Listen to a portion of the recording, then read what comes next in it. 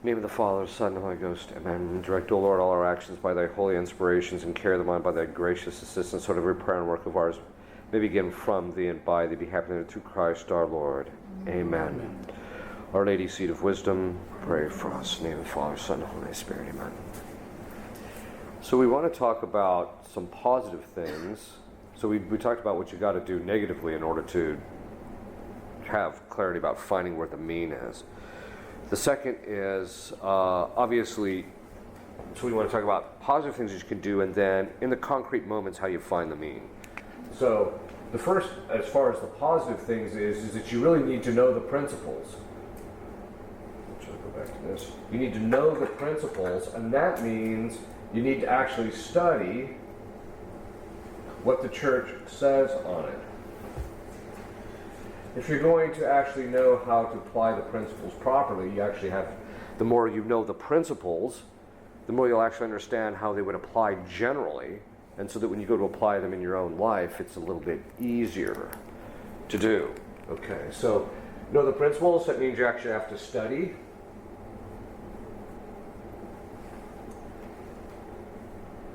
The second thing is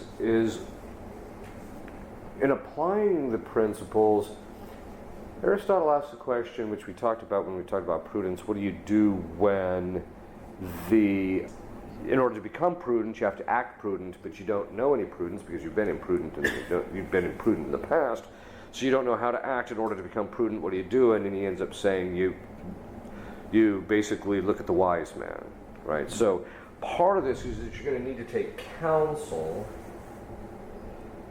which means you need to work on docility.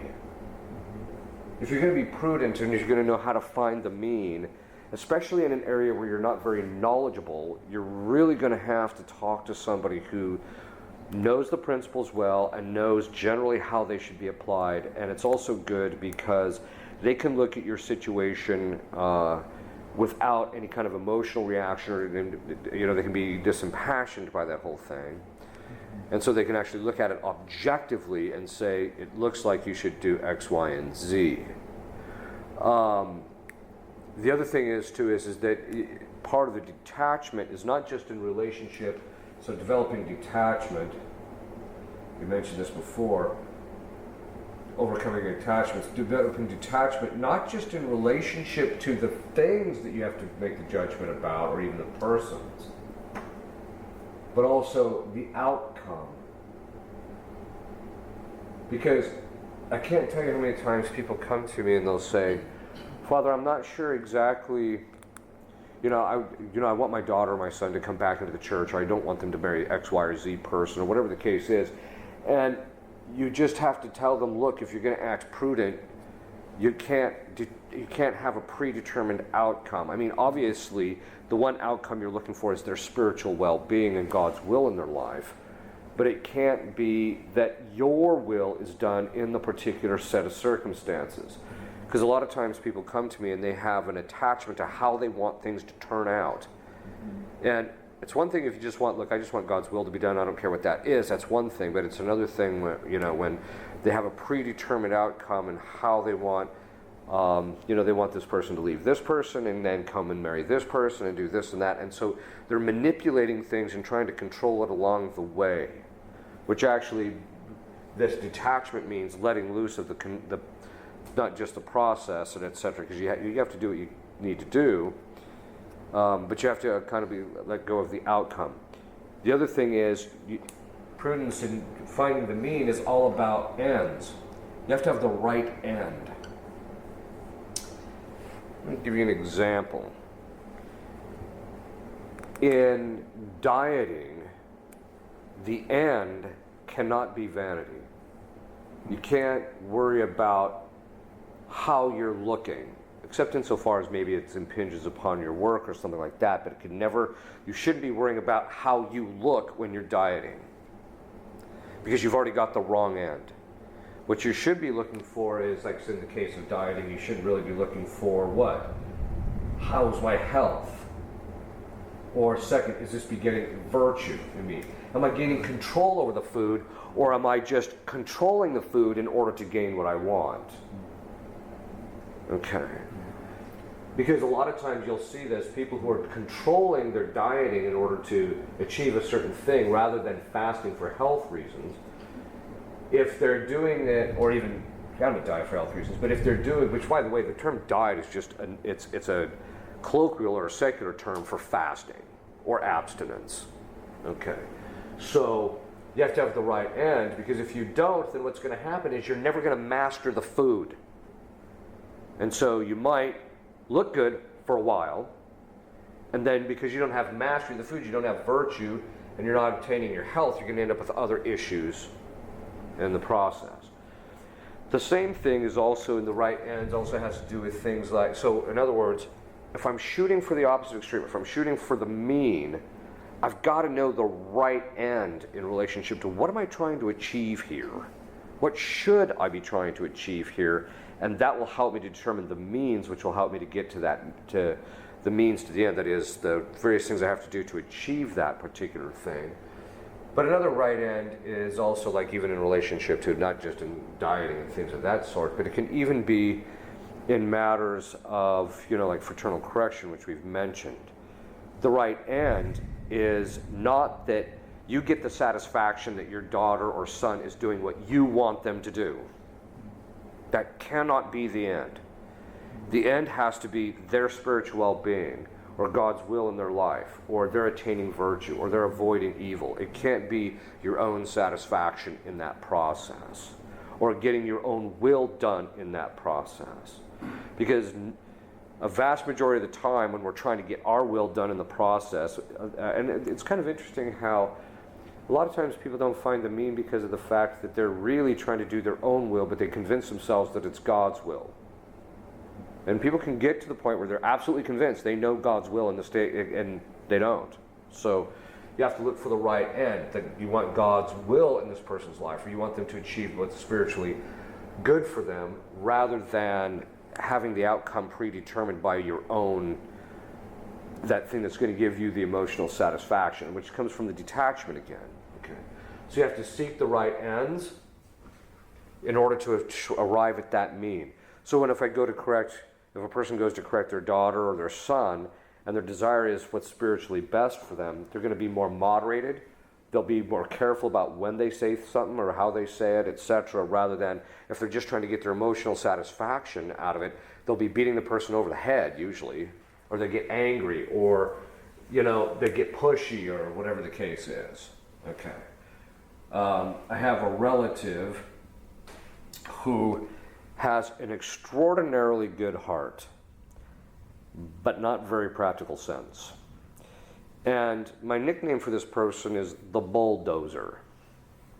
And the reason I call this person the bulldozer is because when this person decides they see something that should be good in this person's life, they just bulldoze all the way through that and push and push and push and push and push until the person finally does it.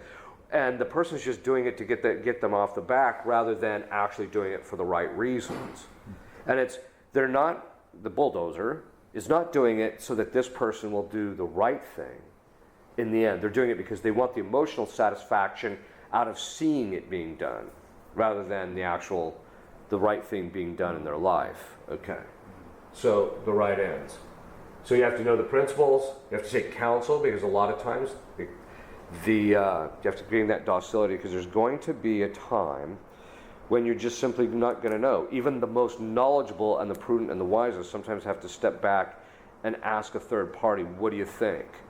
What would be the best way to approach this? And more often than not, the counsel will come out of the blue, and it's not something you would have anticipated yourself. Attachment, seeking the right ends. There also has to be a detachment in relationship to the right means. What do I mean by that? So it's not just that you want to, say, see your son or daughter leave their Catholic faith, which is a good thing.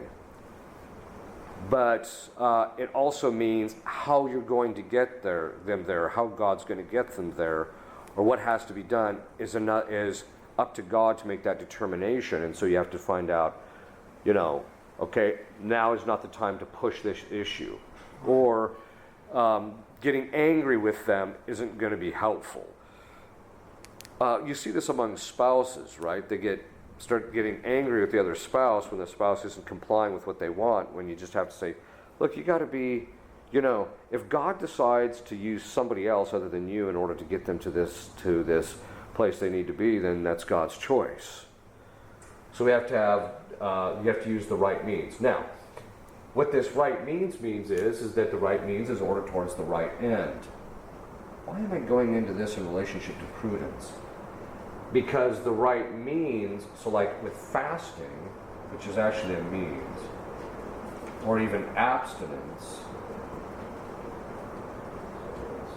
the end is actually what? Virtue. So the right end is the virtue of temperance, not your figure. Okay. I'm still waiting for someone to say, Father, you can just say that because you have no figure. Okay. Anyway, the point being is okay, so the right end, you have to have, it's the temperance. It can't be your figure. That means that the fasting and the abstinence has to be ordered towards attaining the temperance. And so the means that I use, so the abstinence, I'm going to choose to eat specific kinds of food. Or with fasting, I'm going to cut back on the amount of food, so I'll cut down the amount, but also I might cut down when I eat. Okay. In order to attain the virtue. So it's a matter of having the right means to the right end. If I use the right means, fasting and abstinence, but I order it towards the vainglory, I want to look good. By the way, this vainglory isn't just among women. I've known priests who will fast and abstain just so they look thin, so that they look like they fast and abstain. They're trying to groom a particular perception. Fortunately, you can see from looking at me, I don't have that issue. But they'll specifically groom people's perception of them by engaging in stuff that looks virtuous when what? You're not actually attaining the virtue. You're actually doing what? You're attaining the vice of vainglory. Okay. So these are some of the things to kind of keep in mind when you're actually looking at, if I'm going to attain the mean, I have to keep these kind of things in mind. Detachment, doing all that. So how do you actually do it in the concrete? Okay. So, if you come across something that you've never dealt with before, and you've never talked with anybody about it before, then the first thing you've got to do is you've got to take counsel. So to find the mean, we're talking about, you don't have anything in relationship to your own memory of your actual experience of this, and you don't, so it's not, you have no experience, or very little, or you have the wrong experience. So for example, every time the guy drinks, he just binge drinks, and then I gotta get control of this. How do I get to the point where I'm actually sober? Well, you've got the wrong experience, so you can't depend on your own experience. Or if you've never had any experience with alcohol, okay, then what you really need to do, so if you have no experience, then really in this particular case you need to take counsel with somebody. And somebody who, like for instance the case of alcohol, somebody who's very moderated with the alcohol, you've never seen them drunk, they don't seem to drink to excess. And by the way, it's not, with alcohol you can have people, I've known people who, they don't have a problem with alcohol from the point of view of sobriety, they have an alcohol problem from the point of view of temperance. They just like the way it tastes. So it's not that they're getting buzzed and drunk, but they're drinking an awful lot over the long period of time, and it's because there's a lack of temperance there. So they have to take counsel.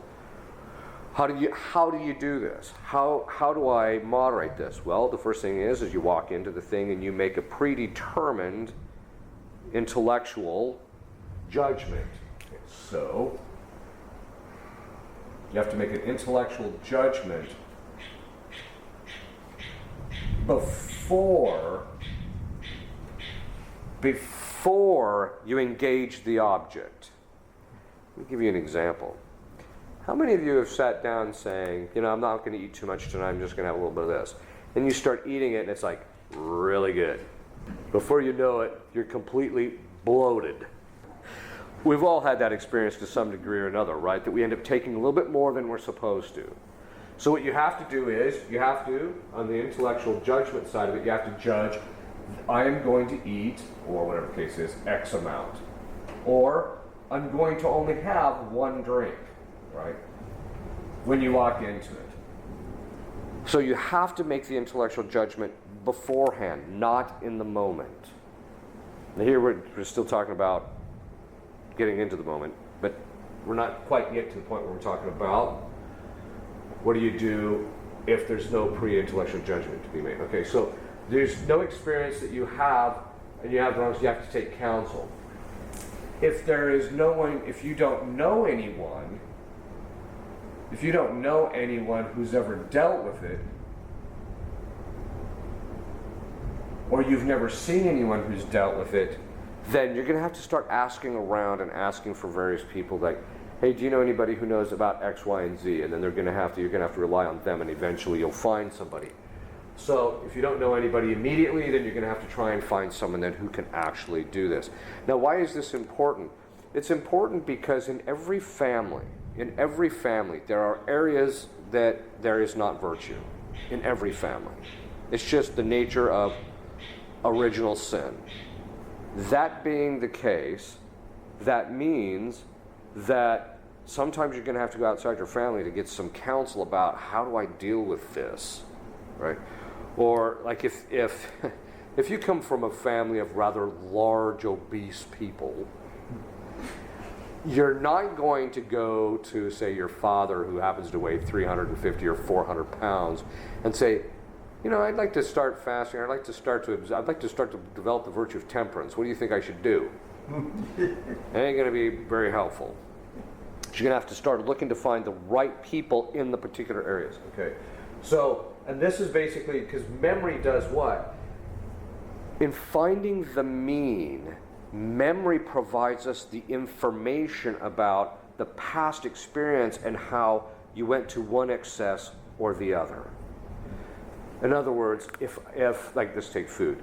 So I know that if I'm going to sit down and eat ribeye steaks, right, and drink wine with those steaks, which sounds pretty good, by the way, what that means is that I have to look at the past and see, look, when I ate this amount of steak, it was bad. And therefore, you make the intellectual thing beforehand and say, I'm only going to drink X amount based upon that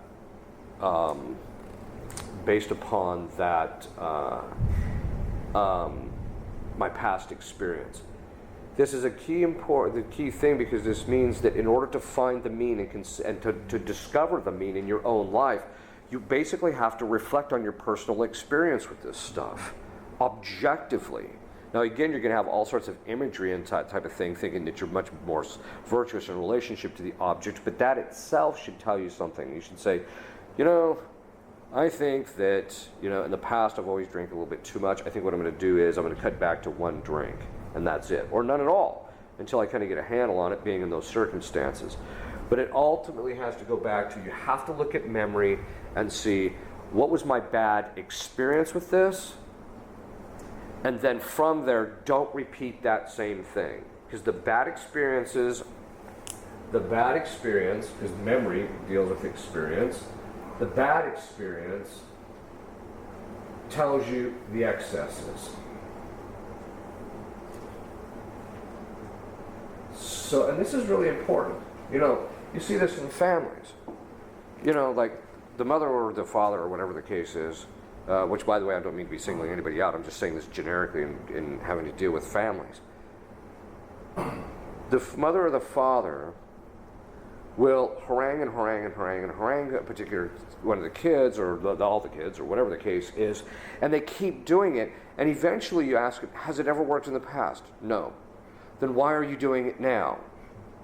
In other words, if you're looking for, it's because sometimes, I mean, people literally come to me and they'll say, Father, my daughter's doing X, Y, and Z, and should I correct her? And I'll just say, has it worked in the past? No. Have you been doing it recently? Yes. Is it working? No. Then why would you correct her? In other words, obviously, you haven't found the mean yet. You haven't found where that's going to actually lie. So, I'm sure you've heard that the definition of insanity is doing the same thing over and over again, thinking you're going to get a different outcome. Okay. The bad experiences will tell you these are the excesses, and that's what you have to avoid. But then that also means that you need to work on continence. You have to act from a position of continence, which means once you see where the excesses are, you have to have this virtue in the will you have to work on. Don't go back down that path again. So you're going to, in other words, over the course of time, you're going to actually hit the mean in your activities like eating or anger or whatever the case is when you don't repeat the mistakes of the past. So the first thing you have to do is, has this worked? Have all these things worked? No. Okay, then all those are off the table as a means. Where am I at in relationship to what I should go through next? Okay. So bad experiences, don't repeat them. So when you're trying to find the mean, where does that mean lie? By the way, a lot of times people end up in the excesses because of good intentions. They go to extreme because of their desires of good intention. I want this good thing to happen. That might be. But that's what's driving the extreme in this. You actually see this. I actually saw this once with a woman who she really wanted to conquer her interior appetites. And so she started fasting, but in such an extreme way that in the end she ended up in the hospital, right? Which actually then tells you the next thing, which is you have to consult your body on certain matters. So, for example, if you want to find out when should I be going to bed and when should I be getting up? Well, the first thing is, staying up late every night hasn't helped. And getting up early in the morning hasn't helped. So what you're going to have to do is, your body's going to tell you, like if you drink too much and things of that sort, then what the body's going to end up telling you is, I just want to write this down so I don't forget it. The body's going to tell you this isn't working. Going to bed late and getting up late or early isn't working. And part of this is that you just have, it's the same thing with food. If you're not eating enough, your health is going to begin to deteriorate. Or you're going to become too thin and then your body can't sustain itself, etc. You're going to start having nutritional issues. So, because why? We're actually designed to hit the mean. By the way, this is relative to the individual. There are certain body build types that are not conducive to being really thin. There are certain body types that are not conducive to like if a guy, there are certain guys that I know just because of their bodily constitution, they can't fast one meal a day, 6 days a week, even if they tried to get there, because their body couldn't sustain it. So the body is going to tell you this, and this is something that is important. Not that you should be overly concerned about your body, but it's going to tell you where the moderation lies based on your past experience. And so when I think to myself, how much should I be eating? Well, obviously, eating 32 ounces of salt-laden steaks and then drinking a bunch of wine without any water. The next morning you wake up and you're half hungover and dried out. Well, maybe that ought to tell you something. Right? Okay. So drink more water at night. No, I'm just kidding. Okay. The point being is that it's you have to look at the body's going to tell you. See, with animals, which is different from human beings, animals do something like that once or twice, and once they make the connection, they never do it again, generally speaking. Whereas human beings, you've heard me use the Simpsons example where Bart or I think it's Homer, keeps pressing the bar, ouch, ouch, ouch, ouch, ouch, right? Because he doesn't have the virtue of memory. But that's one of the things, if you're going to find the mean, you've got to consult, how did this work in the past, right? So how much should I be eating? Should be this much based on the past. If you don't have any experience, and you haven't been able to observe anybody with any experience, then you have to simply go ask. Bless you. So you have to simply go ask. Okay. This also, so you have to consult your body, and that'll help you to regulate, especially those things in relationship to temperance and fortitude. Our body will tell us, for example, after we've been really angry, we're wiped out afterwards. That means something wasn't moderated. Or if we're too tired all the time, then there's something wrong. There's something wrong in what we're moderating. We're going to too extreme and the body's not sustaining it. Okay. Doesn't mean from time to time you won't be tired because your duty's in state of life, but if it becomes chronic, if you're always that way, then it's either a sign that there can be spiritual thing that's like if the demons are attacking you. But generally speaking, the body's going to tell you you're overdoing it. And don't try and spiritualize it first. Don't think, oh, it's the demons. No. First look at, am I getting enough sleep or not? Okay. Next is caution. When you hear about these high school students who, go off to high school, they're at some party, and then they drink to the point where they're so drunk they have to be hauled off either in a ambulance or by their parents or put in a car and dropped off at their house, etc. It's because of the fact that they didn't exercise caution in relationship to the alcohol. So in finding the mean, let's just take alcohol as an example, in finding the mean about how much alcohol you should drink, my own personal attitude is it's really the parents, while the kids are younger, that is between the ages of 14 and whatever, or sometime in that time frame, it's that play, because you're supposed to get your kid to the age of 18 with all the virtues intact. It's during that time that they should be drinking alcohol on a moderated level on occasion, with the parents saying this is how much you're to drink. And part of that is so that the child, in drinking that little bit amount, starts to feel the effects and can recognize the effects and can therefore moderate it in a cautious way. When the parents don't do anything, and the kid runs off and then he drinks large amounts of booze, then he ends up drunk as a skunk, it's a sign of a lack of caution. So the way you're going to find the mean is being very cautious about how much food you're eating, I'm sure you've seen this where people say, hey, look, don't eat a lot of this, it's really filling, and then you're like, and the next thing you know, you're like, right? There's no caution there. So finding the caution. It's the same thing with fraternal correction. You got to follow the caution. In relationship to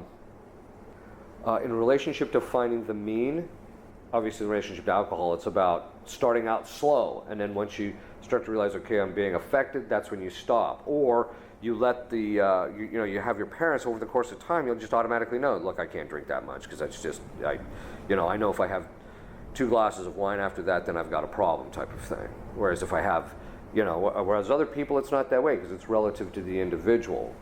So practicing caution is going to help find the mean. The other one is, back to the intellectual judgment a little bit, is sticking to the principles. Never allow yourself to engage in something that's unprincipled. This is the fundamental problem I have in discussing state-of-econtism, the situation with the SSPX, all of that stuff. This is the problem I keep running up against over and over and over again, because what happens is let me give you an example of the state-of-econtism.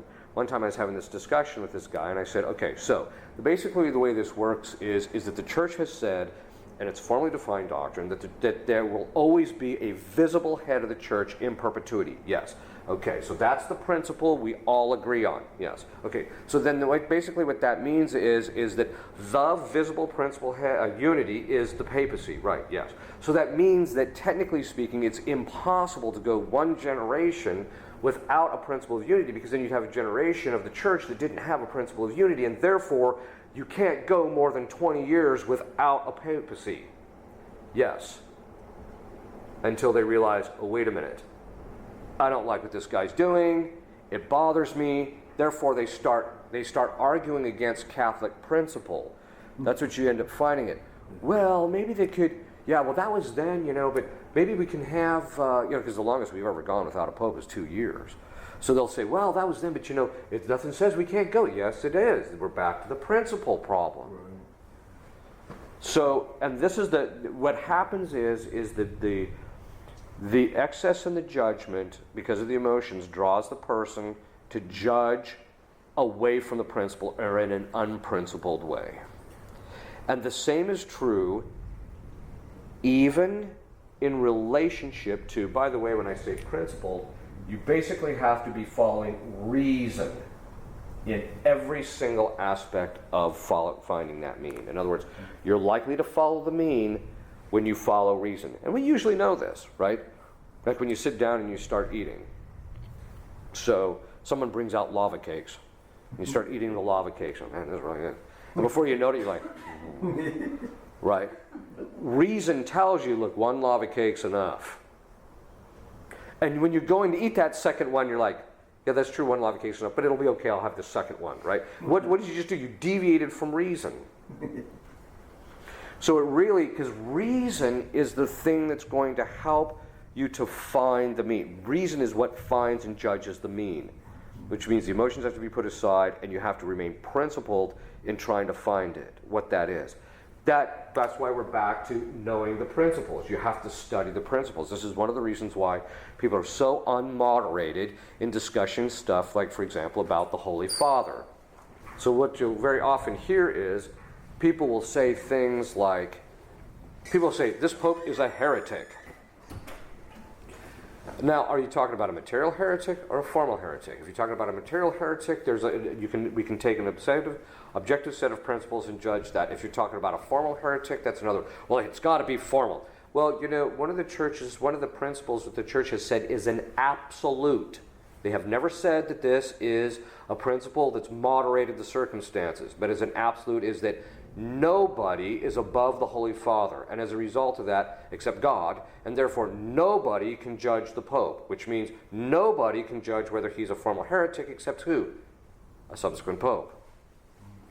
So the fact of the matter, and so then you get people, well, Cajetan comes up with this idea, well, there's this thing called an Imperfect Council. An Imperfect Council could judge that he's a heretic, and I'm like, a council isn't even a council unless the Pope calls it. Well, that's why I call it imperfect. But then it's not a council, right? So the point being is what? Is that they deviate from the principle because the emotions get pulled because he says things that I tell people, look, he's just doing what he said. He said, go make a mess of your diocese. That's what he's doing. Okay, so the point being is what? Is that they get drawn off in relationship to the principles. They get drawn off and they don't know where to moderate in relationship to those things. Or another one is another principle that actually most people don't know. So people will say, so for example, for a priest to say Mass suspended ad divinis is mortally sinful. Most priests don't do it, but you can look it up. It's right in Madeline's liturgical page 107. Top paragraph. For a priest to say Mass suspended ad divinis is grave matter. Okay, that's what it says. Well, that means if you participate in that, you're also participating in something that's grave matter, and it's grave matter for you. Okay. So the other side of that is that means that if a priest is suspended ad divinis, I don't care if he's saying the old Mass, you cannot go to it.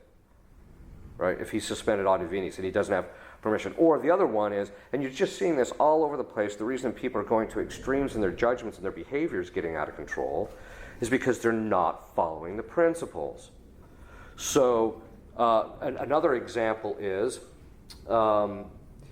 it's less of a problem now, but in the past, traditional priests who didn't have faculties were hearing confessions based on this idea that, well, we think we're in the state of emergency, which, by the way, I've only talked to one canonist worldwide that actually could give me the proper definition of state of emergency. Everybody who's talking about a state of emergency, if you notice, they never define it.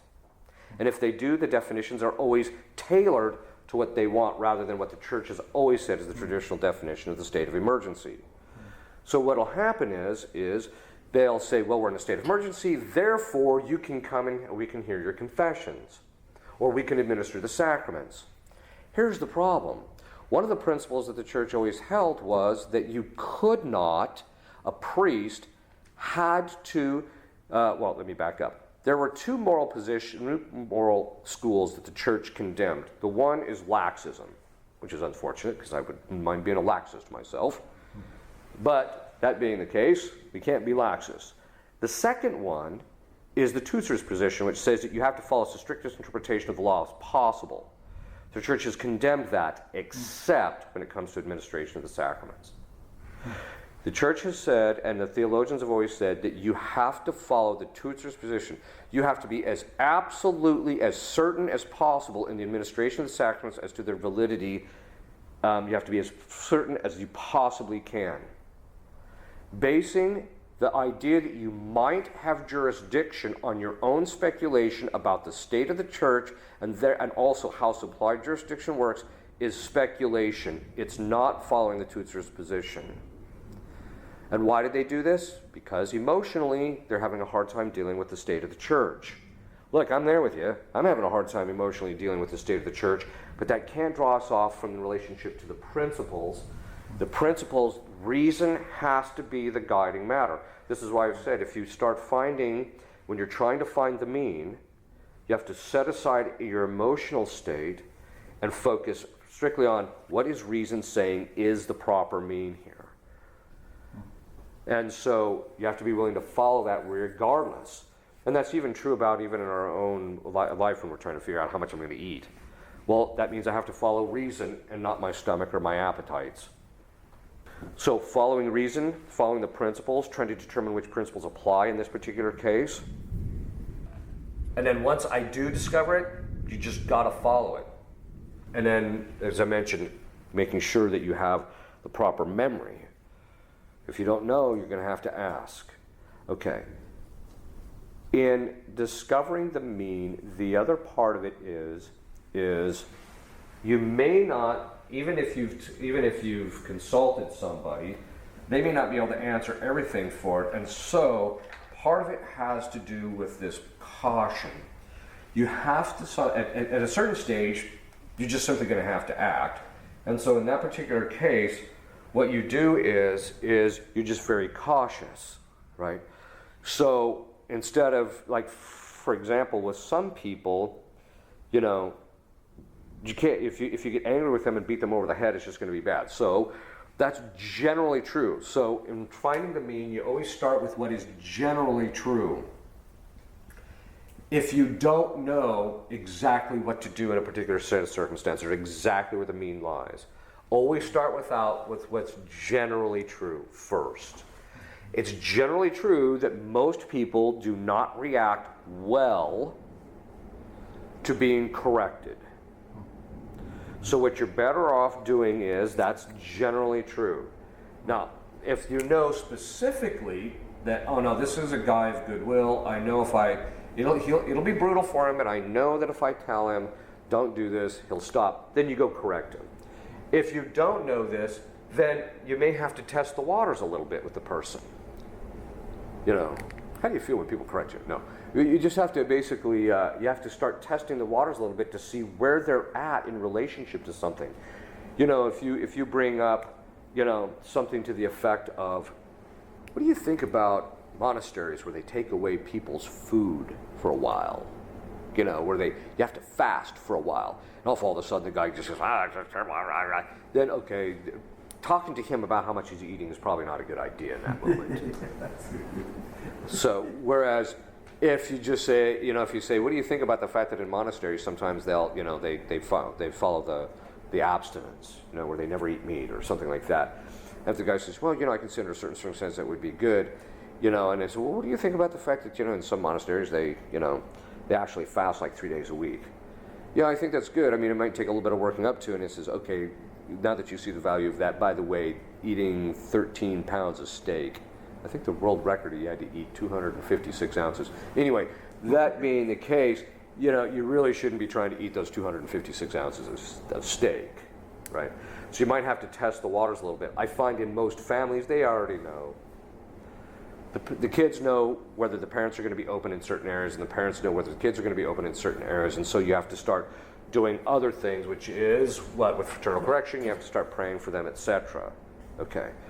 But you start out things with generally true. It's generally true that most people cannot go from eating 3 meals a week, or 3 meals a day, and eat snack in between, to 1 meal a day every single day. They're not going to be able to do it. You have to work up to it, and your body has to become disposed to it to where it can handle that. That's generally true. Okay, so once in a while you might find somebody that can do that, but that's not generally true. So in finding the mean, always start with what's generally true, and even in yourself. So when you're talking about, I'm going to go on this great fast, I'm going to do fast this. No, you're not. Let's tailor it back a little bit, start with this, and then go from there. So what I'm saying is in finding the mean, you merge this generally true with what's cautious, even though you're going from one excess to the other, you start out incrementally. You don't just automatically go to that other excess. That's the direction you're heading, but you start out incrementally to find out. Now, sometimes you might say, I just really love chocolate. So I've been eating 2 pounds of chocolate a day. I got to cut that out. So, you might say, well, I need to really cut down to 1.5 pounds chocolate a day first. Start with 1.5 pounds. And if you can manage that, then we'll go to 1 pound. And then eventually we'll wean you down to just a taste each day. Okay. The point being is you don't go from eating 2 pounds of chocolate to none instantaneously. That's not going to work. There are a few exceptions, like alcohol or drugs. You got to quit cold turkey, and you just got to be brutalized in relationship to it in order to be able to break the vice that you have in relationship to it. But generally, most things are actually, it's a matter of doing it incrementally. And because you're going to chisel away slowly at the vice. It's the same thing like with anger. With anger, to go from one excess, which is, the minute somebody just inhales or breathes, you club them over the head with a baseball bat, to, caressing them and telling them how much you love them every time you see them, regardless of how obnoxious they are. Okay, to go from one extreme to the other, that ain't going to happen overnight. If you do, you're going to end up in a rubber room. All right.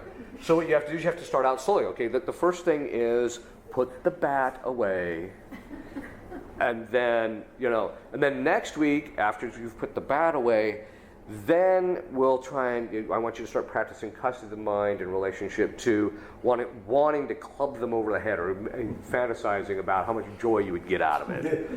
Then the next week, it's, okay, now you've gotten rid of that, let's go to, so in other words, you have to do it incrementally because you're heading to the other opposite. So, in other words, if you follow what's generally true and you take caution, and you just have to be careful in relationship to, or cautious in relationship to achieving those means.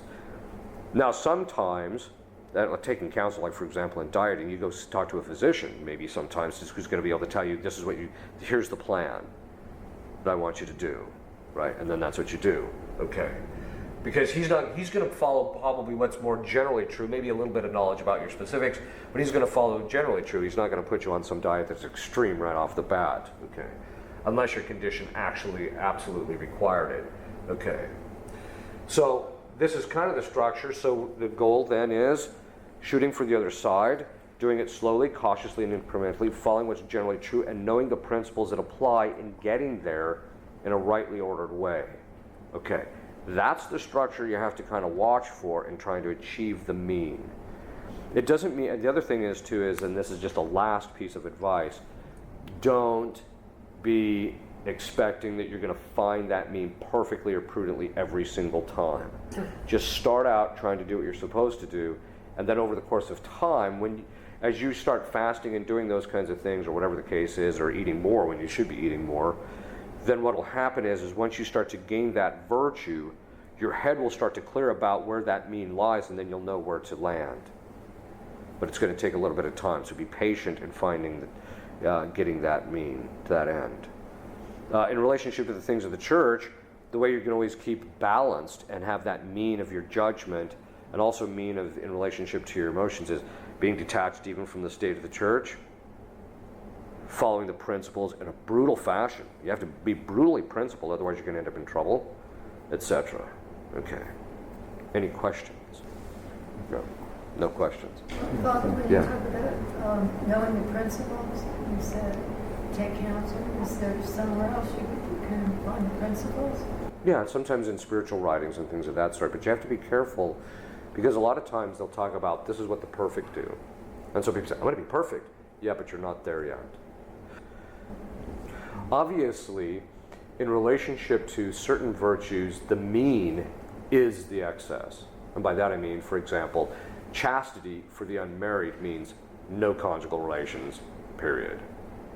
Once you're married, then it still has to be regulated, etc. So, so that mean is dependent upon the particular virtue, and this is one of the reasons why studying the virtues, studying the saints, studying how they talk about it, how they live their lives can be very helpful in finding the mean yourself. But usually I tell people if you're getting to the point where you're really serious about trying to really move ahead, then you need to have a regular confessor. And it's not until you get to the point where you've pretty much eradicated your minor imperfections, or unless you have a vocation, that you should have a spiritual director. So, although once in a while people can seek a director because they're serious but they don't know where to go and they're trying to get rid of stuff, that's fine. But, well, if you'll kneel, I'll give you a blessing. Benedictio Deum omnipotentis Patris et Filii et Spiritus Sancti super vos et manet semper. Amen.